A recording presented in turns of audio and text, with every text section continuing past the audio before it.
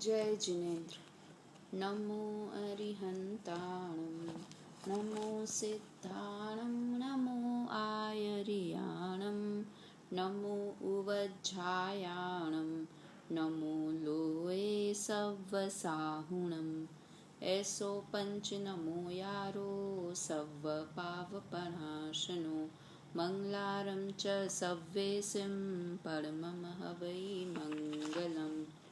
उत्तम क्षमा मार्दव आर्जव भाव है, सत्य शोच संयम तप त्याग उपाव है। आकिंचन ब्रह्मचर्य धर्म दश सार हैं, चहुगति दुख ते काढ़ी मुक्ति करतार है। उत्तम मार्दव का शुभ दिन, मंगल दिन आज है। उत्तम मार्दव अर्थात मान कषाय का अभाव। कल हमने उत्तम क्षमा धर्म की बात की थी। तो क्षमा किसका?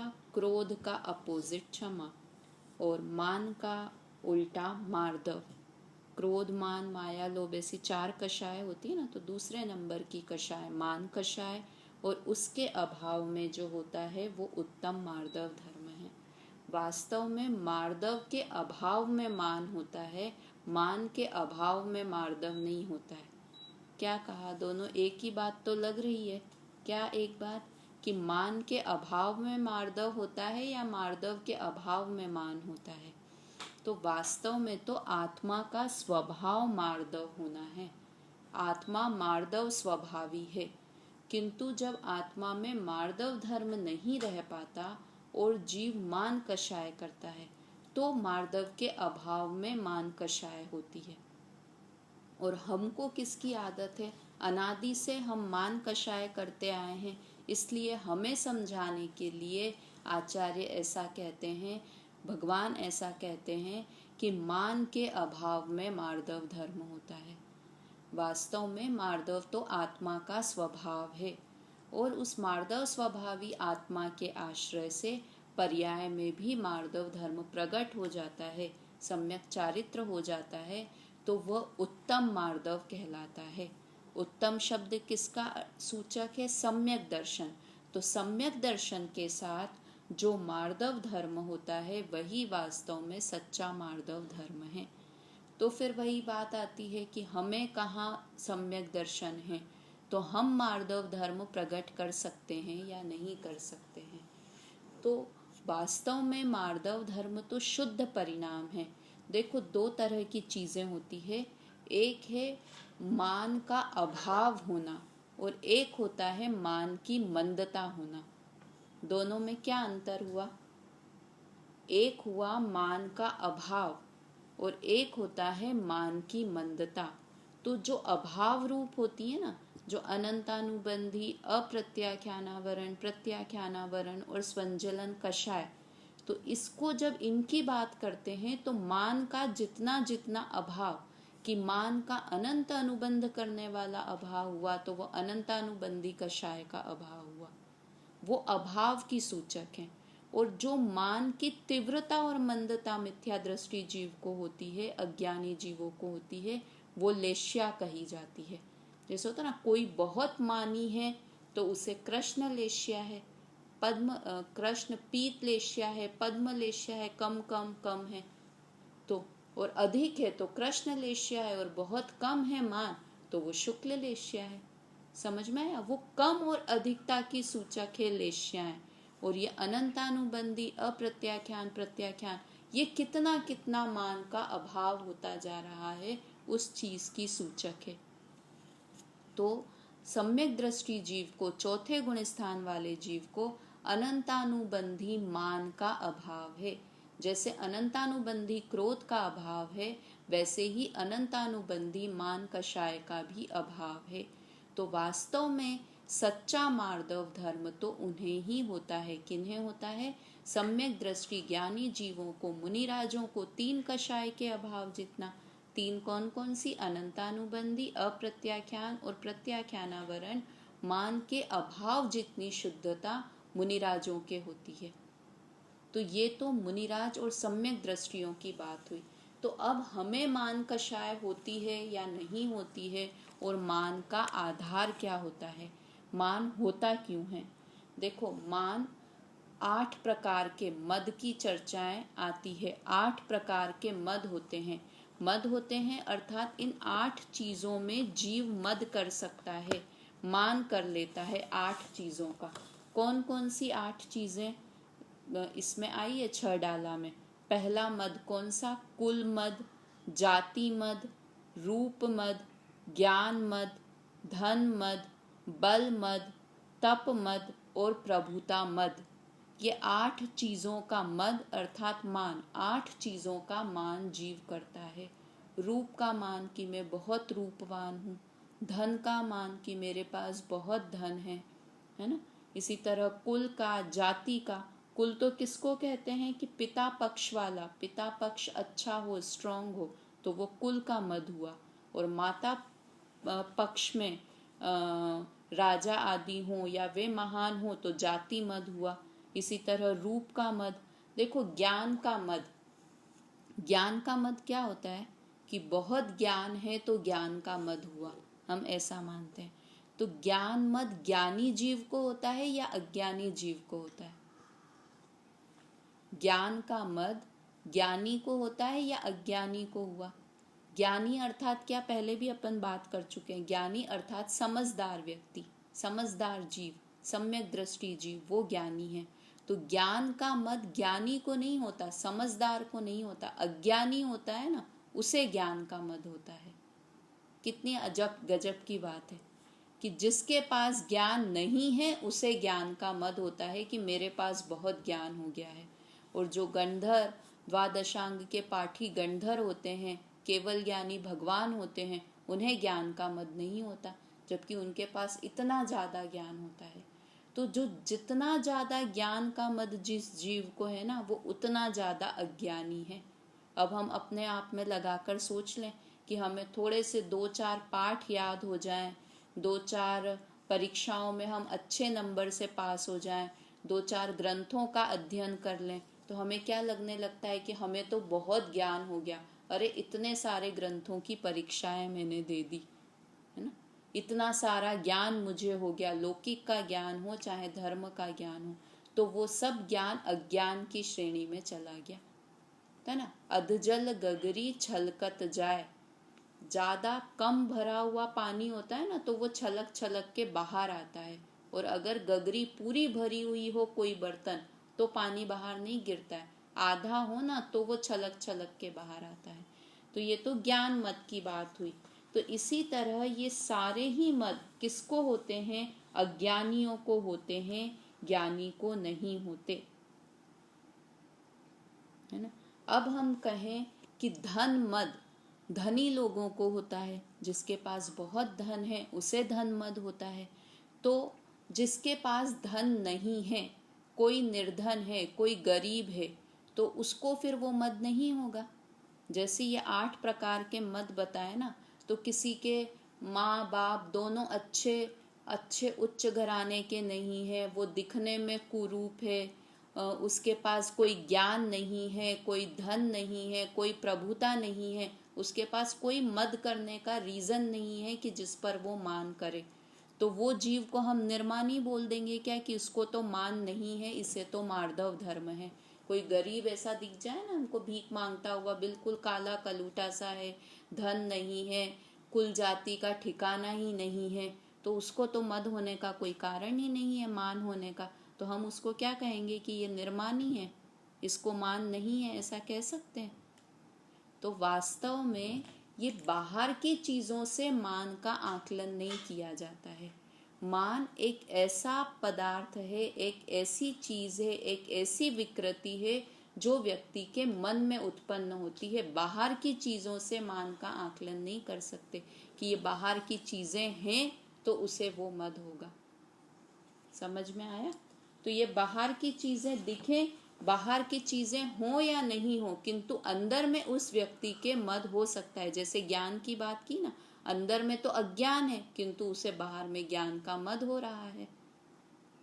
तो इस तरह से बाहर की चीज़ों से ज्ञान मद का आकलन हम नहीं कर सकते। ठीक है। मान होता क्या है वास्तव में कि जब उसे ऐसा लगता है किसी को कि मैं सबसे बड़ा सबसे महान मैं, और मेरे आगे सब कुछ छोटे। देखो, क्रोध किसी को होता है तो क्रोध तो दिखाई देता है कि इस व्यक्ति को गुस्सा आ रहा है, देखो कितना क्रोधी है ये। किंतु मान एक ऐसी कषाय है कि जो किसी दूसरे को भी नहीं दिखती और स्वयं को भी समझ में नहीं आती। एक वो उसका स्टाइल ही वैसा हो जाता है कि बस मैं महान हूँ, मुझसे ज़्यादा महान कोई नहीं है हर चीज़ में। तो मानी व्यक्ति हमेशा स्वयं को ऊंचा और दूसरों को नीचा देखना चाहता है। मतलब देखा जाए तो ये क्रोध से भी ज़्यादा खतरनाक कषाय है। क्रोध स्वयं को भी पकड़ में आ जाता है और सामने वाले को भी आ जाता है। किंतु मान एक ऐसी कषाय है जो स्वयं को तो आती नहीं है और दूसरों को भी बहुत समझने में टाइम लगेगा कि इसको मान है या नहीं है। तो जो एक होती है ना बीमारी दो तरह की, एक तो दिखाई दे जाए, जैसे ये कोविड क्यों खतरनाक है सबसे ज़्यादा, क्योंकि इसके लक्षण बाहर दिखाई नहीं देते हैं। आप उसके कारण दूसरे भी आपके कारण संक्रमित हो जाएं और उसके लक्षण ही 14 दिन तक समझ ही नहीं आता है कि है कि नहीं। जब तक पूरे परिवार के लोगों हो गए, सब उसके शिकार हो गए, तब तक उसके। तो ये छुपी हुई कषाय है मान कषाय, इसलिए ये क्रोध से भी ज्यादा खतरनाक कषाय है। और है क्या, नीच गति के बंध का कारण है। स्वयं को ऊंचा और दूसरे को नीचा मानना ये नीच गति के, नीच कुल के जन्म का कारण है। नीच गतियां कौन सी हुई, तिर्यंच गति, नरक गति, इनके बंध का कारण है मान कषाय होना। और कषाय दो तरह के अपन होते हैं ना, राग और द्वेष। तो क्रोध तो द्वेष रूप कषाय हुई, और मान है वो राग रूप है या द्वेष रूप है। मान राग रूप कषाय है या द्वेष रूप कषाय है, तो मान द्वेष रूप कषाय है। जैसे क्रोध भी द्वेष रूप है, मान भी द्वेष रूप है, और माया और लोभ वो राग का रूप है। तो मान द्वेष का रूप क्यों है, क्योंकि उसमें बाकी सबको तुच्छ मानता है और अपने आप को महान मानता है। बाकी सबको नीचा माना, बाकी सबसे द्वेष किया, तो इसलिए क्रोध और मान ये दोनों द्वेष रूप कषाय हैं, और माया और लोभ ये राग रूप कषाय हैं। ठीक है। अब हम पहले इसका अर्थ करते हैं, जो पूजा की लाइनें हैं उसका अर्थ करते हैं, और उसके बाद इसके आगे और चर्चा करेंगे। देखो, पूजा की लाइनें कौन सी है इसमें, ध्यानत राय जी की जो पूजा है मान धर्म की, मार्दव धर्म के ऊपर जो पूजा है उसकी चर्चा करते हैं। मान महाविष रूप करहि नीच गति जगत में, कोमल सुधा अनूप सुख पावे प्राणी सदा। उत्तम मार्दव गुण मन माना, मान करन को कौन ठिकाना। बस्यो निगोद माही ते आया, दमरी रूकन भाग बिकाया। रूकन भिकाया भाग वशते, देव इक इंद्रिय भया। उत्तम मुआ चांडाल हुआ, भूप कीड़ों में गया। जीतव्य जो वन धन गुमान, कहाँ करे जल बुद बुदा। करि विनय बहुगुण बड़े जन की, ज्ञान का पावे उदा। देखो क्या कहा, मान महाविष रूप, महाविष के समान है, मीठा जहर है, जो लगता तो अच्छा है किंतु वह अंत में मारने का ही काम करता है, कुगतियों में ले जाने का ही कारण है, अनंत संसार का ही कारण है। करहि नीच गति जगत में, नीच गति को करता है, मान नीच गति को करने वाला है। कोमल सुधा अनूप सुख पावे प्राणी सदा। और क्या है, कोमलता, सरलता होना, वह सुधा के समान है, अमृत के समान है।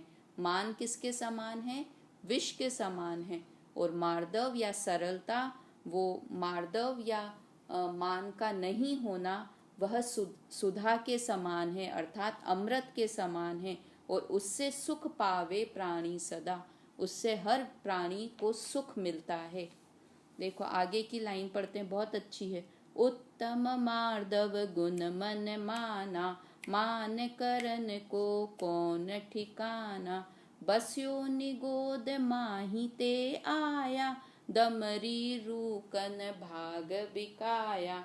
इसका क्या मतलब है कि मान किया तो क्या हुआ, बस्यो निगोद माही ते आया, निगोद तक में चला गया, और दमरी रूकन भाग बिकाया। इसका क्या अर्थ होता है, दमरी रूकन समझते हैं ना, समझते हैं।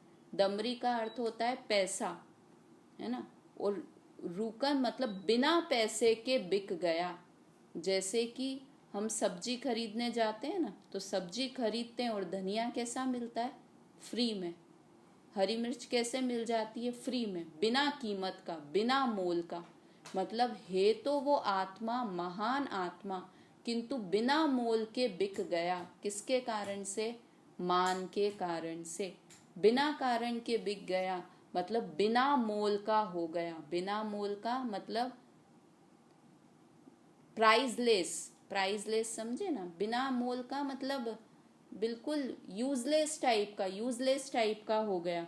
तो निगोद में चला गया, किसके कारण, मान के कारण। देखो लिखा, रूकन बिकाया भाग वशते, देव इक इंद्रिय भया। देव कहाँ, तो देव बना था, और मान के कारण क्या हो गया, एक इंद्रिय पेड़ बन गया। कहाँ ऊपर था और कहाँ नीचे पहुंच गया, मतलब अपने आप को डिग्रेड कर दिया। किसकी वजह से, मान की वजह से। उत्तम मुआ चांडाल हुआ। जो उत्तम महान व्यक्ति था वो मर के, मुआ मतलब मर के, चांडाल हो गया। कहाँ, एकदम उच्च कुल का उत्तम व्यक्ति, और मर के क्या हो गया, चांडाल हो गया। किसके कारण से, मान के कारण से। भूप कीड़ों में गया। भूप मतलब राजा, राजा क्या बन गया, कीड़ा बन गया। किसकी वजह से, मान की वजह से। ये तो कुछ उदाहरण दिए हैं, हम लौकिक में भी देख सकते हैं कि नहीं, कि जो भी ज्यादा मानी हो, थोड़े समय तो उसकी आओ भगत होगी, उसके बाद लोग क्या करेंगे, उससे भागने लगेंगे। अरे इसके पास तो जाना ही नहीं, बेकार आदमी है, बहुत ही मानी है, पता नहीं किस चीज का इतना घमंड है इसको, उससे भागने की कोशिश करेंगे। मतलब वो उच्च, वास्तव में जो होता है ना, कि मक्खी कहाँ बैठती है, गंदगी के ऊपर बैठती है ना। मक्खी कहाँ बैठती है, गंदगी के ऊपर बैठती है। तो मान भी कहाँ होता है, कि गंदी चीजों के ऊपर, खराब चीजों को, कि ये मैं अच्छा, शरीर मेरा अच्छा। अज्ञान है तो उसको ज्ञान मान के अपने आप को महान मानने लगना, मतलब खराब चीजों के ऊपर मान करना, वो सब मान के लक्षण हैं। जीतव्य जोवन धन गुमान, कहाँ करे जल बुदबुदा। देखो ये कितनी अच्छी लाइन है, कि यौवन का, जीतव्य मतलब अपने शरीर का, यौवन का, कि मैं तो बहुत स्वस्थ हूँ, बहुत यौवन है, धन का, है ना, इसका कहाँ घमंड करना, गुमान, कहाँ करे जल बुदबुदा। कितनी सी देर का है, कि जल के बुलबुले के समान है, जो थोड़ी ही देर में नष्ट होने वाला है। यौवन कितने समय का, कि बहुत थोड़े से समय का, थोड़े ही समय में नष्ट हो जाने वाला है। शरीर की सुंदरता, धन तो क्लियर हमको दिखाई देता है कि नहीं, धन का उतार चढ़ाव तो कितना, अपने ही जीवन में कितनी बार धन का उतार चढ़ाव हो जाता है।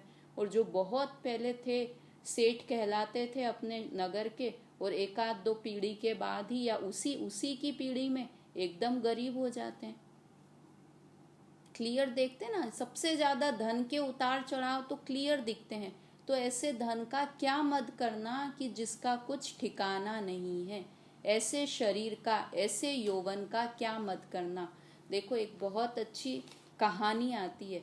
किसकी है कहानी, उसकी, सनत कुमार चक्रवर्ती की। सनत कुमार चक्रवर्ती, तो एक बार इंद्रलोक में उनके रूप की चर्चा हुई, कि इस धरती पर सबसे ज्यादा सुंदर कौन व्यक्ति है, तो बोला सनत कुमार चक्रवर्ती हैं।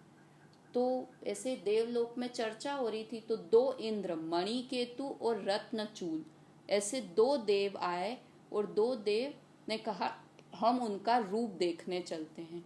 तो वो नीचे आए पृथ्वी लोक पे, और सनत कुमार उस समय अपनी आयुधशाला होती है ना, वहाँ पर एक्सरसाइज कर रहे थे, पूरा तेल वेल लगा के और मिट्टी विट्टी से सने हुए थे। तो उन्होंने वो दो देव ने कहा अरे अति सुंदर, कितने सुंदर हैं ये, ऐसा वो देव आपस में बात करने लगे। तो ये चीज़ उन्होंने सुन ली सनत कुमार ने, और उन्हें हो गया मान कि अरे मैं इतना सुंदर। तो उन्होंने कहा अरे यहाँ कहाँ मुझे देखते हो, मेरी राज्य सभा में आना अभी 1 घंटे के बाद, फिर चर्चा करेंगे। ऐसे कह के वो राज्य सभा में गए, और फिर बड़ा प्राउडली अच्छे से तैयार हुए, मुकुट वुकुट धारण किया, ज्वेलरी सब पहन के, और राज्य सभा में गए। वहाँ पर वो दोनों देव भी आए।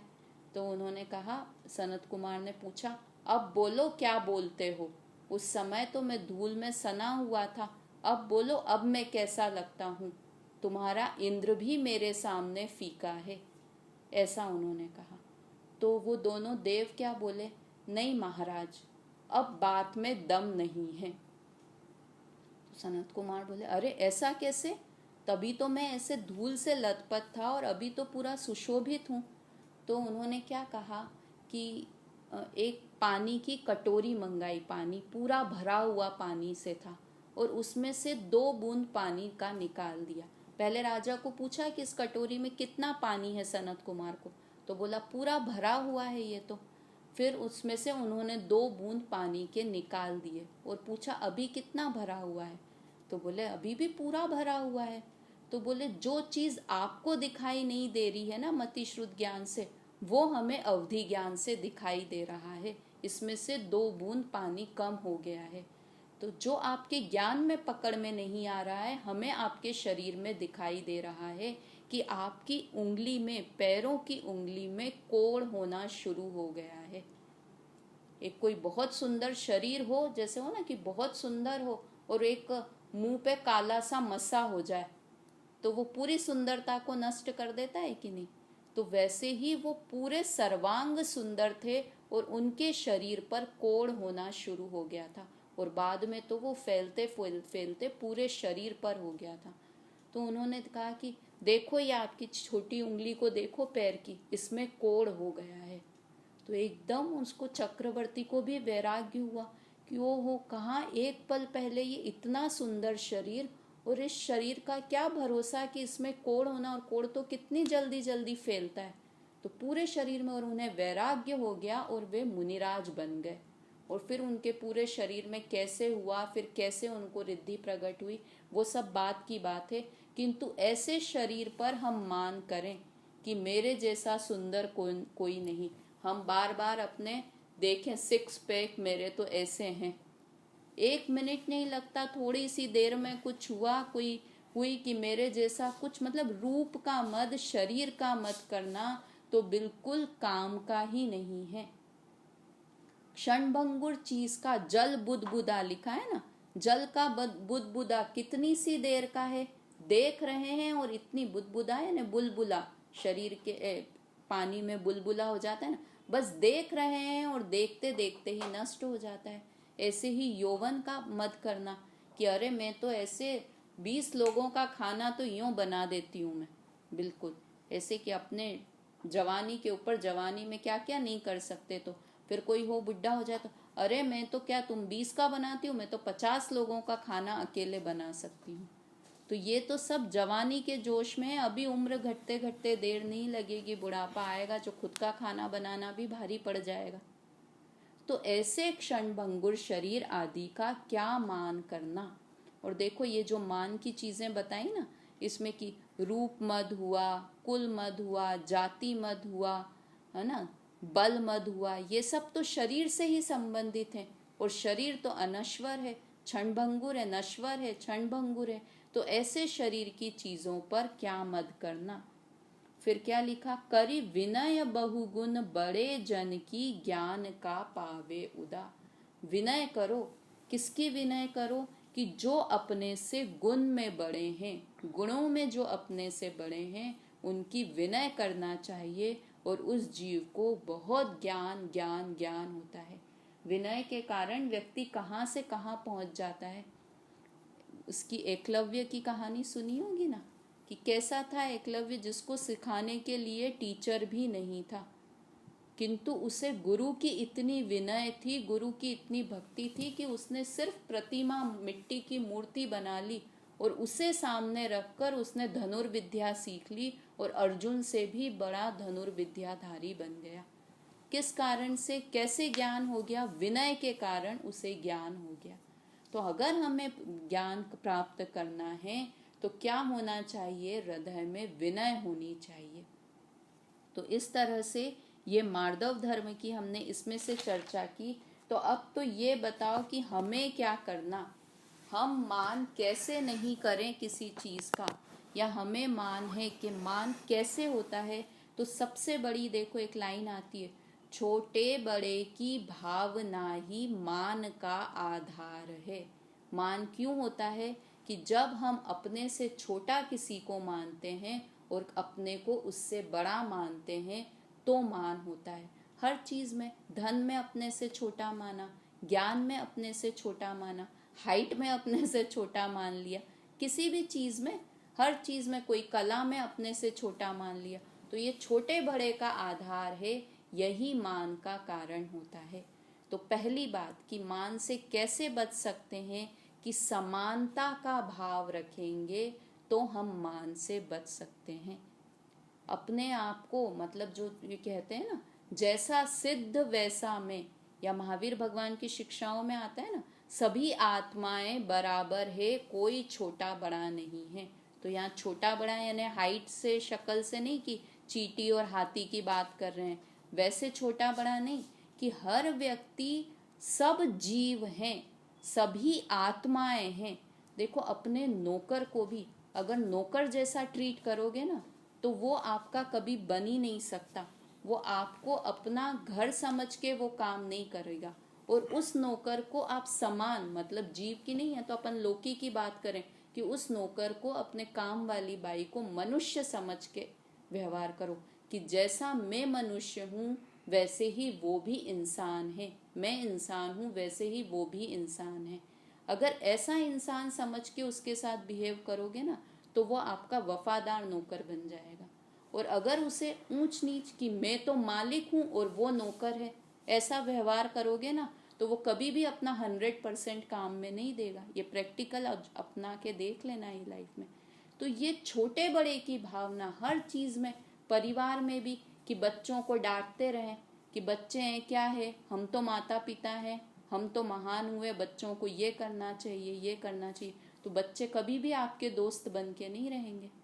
हम चाहते तो क्या है कि बच्चे हमारे साथ फ्रेंडली बन के रहें, और बिहेव कैसा करते हैं कि मैं बड़ा और बच्चा छोटा। मतलब हर चीज में, ये तो मैं कुछ जनरल उदाहरण दे रही हूँ, कि जहां ऊंच नीच की भावना हम रखेंगे तो वहां पर हम दुखी ही होंगे। वो हम सोचते रहे कि वो नौकर बहुत अच्छा काम करे, अपन सोचे यार मेरे पड़ोसी के यहाँ तो ये इतना अच्छा काम करता है और मेरे यहाँ क्यों नहीं करती, मेरे यहाँ बाइयाँ क्यों नहीं टिकती है। होता है कि नहीं, कि किसी के यहाँ बाइयाँ टिकती नहीं है, फटफट छोड़ के चली जाती है। और किसी के यहाँ सालों सालों तक, 5-5, 10-10, 20-20 साल पुराने नौकर भी हो जाते हैं। तो क्यों टिक जाते हैं?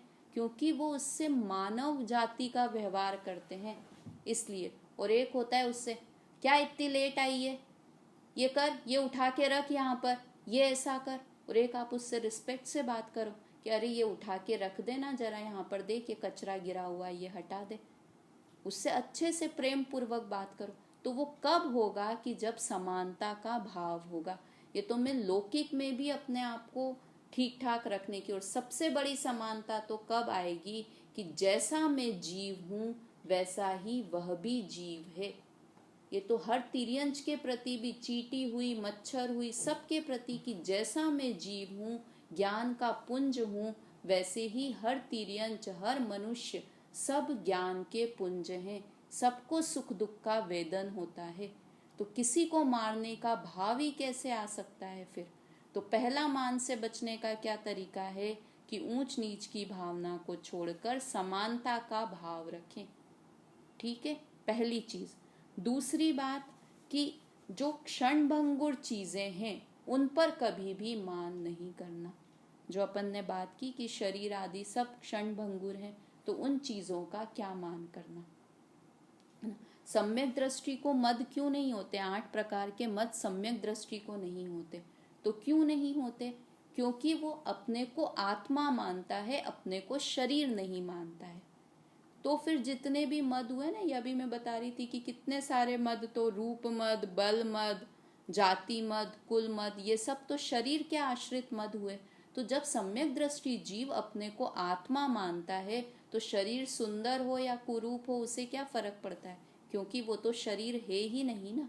तो इसलिए दूसरी बात कि क्षण भंगुर चीज़ों पर मद नहीं करना। हम पता होना चाहिए कि धन अभी हमारे पास है, थोड़े ही समय में हमारे पास नहीं रहेगा। और वास्तव में होता क्या है, मेरे को तो ये लगता है कि प्रकृति भी ना हमारी परीक्षा लेती है। देखो, मैं एक का उदाहरण आपको बताऊं। मेरी एक बहुत अच्छी दोस्त थी, तो हम लोग ऐसे ही बात कर रहे थे। तो ऐसे बोलते हैं ना, जनरल में बोलते हैं कि वो बहुत लकी होता है कि जिसके चारों माँ बाप हों। चारों माँ बाप हो यानी हस्बैंड के अपने सास ससुर भी हों और अपने माँ बाप भी हो, तो वो बहुत लकी व्यक्ति होता है। ऐसी चर्चा चलती है, मतलब लौकिक में भी बोलते हैं कि जो चारी माँ बाप की बेटी है, ऐसा बोला जाता है ना, कि जिसके चारों हों वो बहुत लकी। तो मेरे से बात करने लगी, तो मैंने कहा नहीं, मेरे पापा की भी डेथ हो गई, ससुर जी की भी डेथ हो गई, मैं ऐसे कहने लगी। तो बोलने लगी, अरे मेरे तो चारों हैं, मैं तो बड़ी लकी हूँ, मेरे तो चारों हैं। और देखो, कोइंसिडेंस ऐसा हुआ कि 2 महीने के बाद ही उसके ससुर जी की भी डेथ हो गई। मतलब अपन जिस चीज पे मान करने, इसी चीज का ही मान कि देखो मैं तो इतनी लकी हूं कि मेरे तो चारों हैं। अरे किसकी आयु का ठिकाना है? अपने आप को हम बोलें कि मुझे तो एक भी बीमारी नहीं है, आज ही मैं सोचूं कि मुझे तो कुछ बीमारी नहीं है, और कल टेस्ट करवाने जाऊं तो निकल जाए कुछ, थायराइड हो जाए, डायबिटीज़ हो जाए, कितनी सारी बीमारियां होती है। और कितना ध्यान कि अरे मैं तो हो गई 40-50 साल की हो गई, पर एक भी दवाई नहीं खाती हूँ अभी। 1 मिनट में हम शरीर का मद कर लेते हैं, और दूसरे को खुद का मत करते हैं, और दूसरे को क्या 3-3 दवाई। अरे बाप रे, आपको बीपी भी है, अच्छा डायबिटीज भी है, ओ हो। अरे भाई, ये तो शरीर है, शरीर का तो स्वभाव ही सड़ना और गलना है। आश्चर्य तो उस चीज का हो कि किसी को बीमारी नहीं हो, तो शरीर का तो स्वभाव ही ये है।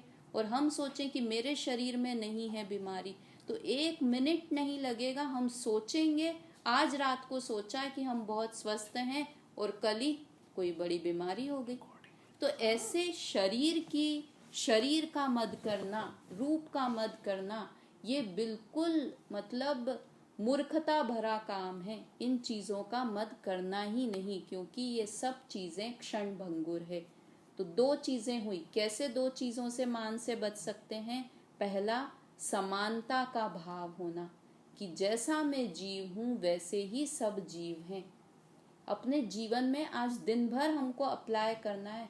अपनी बाई काम करने आएगी, अपने घर पे ड्राइवर आएगा, हम सब सब्जी तो अभी खरीदने नहीं जाना है, कोई भी मिलेगा, तो सबको क्या समझना है कि जैसा मैं जीव हूँ, मुझे सुख दुख होता है, वैसा ही इसे भी होता है।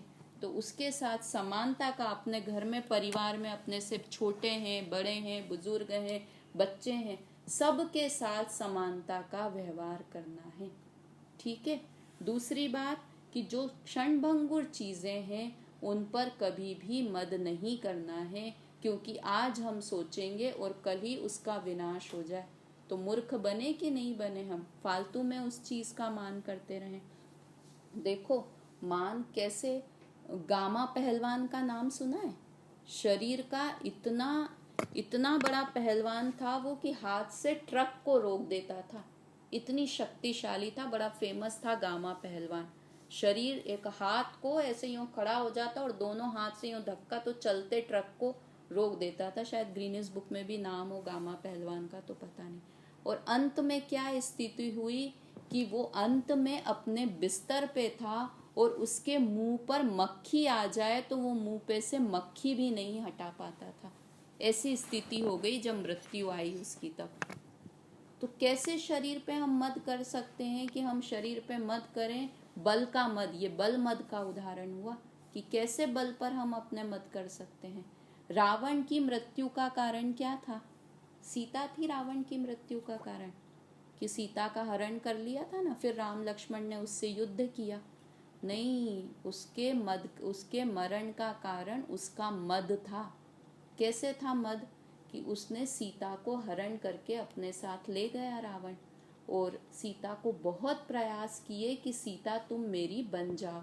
उसे अपना धन वैभव दिखाया, बल दिखाया, हर तरीके से उसे अपना बनाने की कोशिश की ना। मैंने पहले ही बताया था कि रावण को प्रतिज्ञा थी कि जब तक पर स्त्री हाँ नहीं करेगी विवाह के लिए, तब तक मैं उसके साथ जबरदस्ती नहीं करूँगा।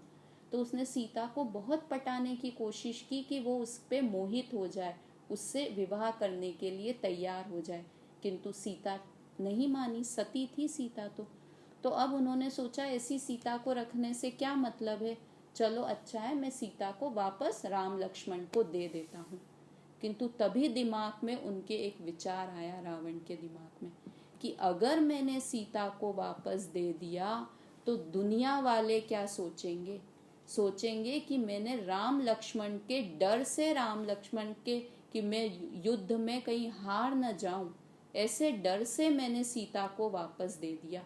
तो ये मान हो गया उसको कि मैं इतना ताकतवर और मैं राम लक्ष्मण से हार जाऊंगा, ऐसा हो सकता है क्या? तो उसने क्या था उसके मन में कि मैं राम लक्ष्मण से युद्ध भी करूंगा और युद्ध में जीत भी जाऊंगा, उसके बाद सीता को रिटर्न कर दूंगा। किंतु बिना युद्ध करे मैं इतना पराक्रमी राजा, मैं कैसा उन छोटे राम लक्ष्मण से, वो तो बहुत बड़ा विद्याधर राजा था ना रावण, तो मैं ऐसे कैसे उनसे हार मान जाऊं? तो ये मान आ गया, और वही मान उसकी मृत्यु का कारण बन गया। सीता हरण, सीता विता, वो तो सब कहने की बात है, किंतु वास्तव में तो अपने मान के कारण ही मर गया। तो वास्तव में ये मान मतलब करने लायक चीज नहीं है। जैसे बताया ना, मीठा जहर है, जो कि हमें पता भी नहीं चले या दिख भी जाए, पहले तो समझ में ही नहीं आएगा, समझ में आ जाए तो उसी में ही मजा आने लगे। तो इस तरह से दो चीजों का विचार करना है आज। दोनों चीजें याद रखनी है। पहला कि सब समान है, दूसरा जितने भी संयोग हैं वो सब क्षण भंगुर हैं, इसलिए मुझे उन पर मान नहीं करना है। तो ये हमारा समय भी अभी का हुआ, और मार्दव धर्म की चर्चा भी हुई। अच्छे से आप लोगों के पर्युषण पर्व अच्छे से मन रहे होंगे।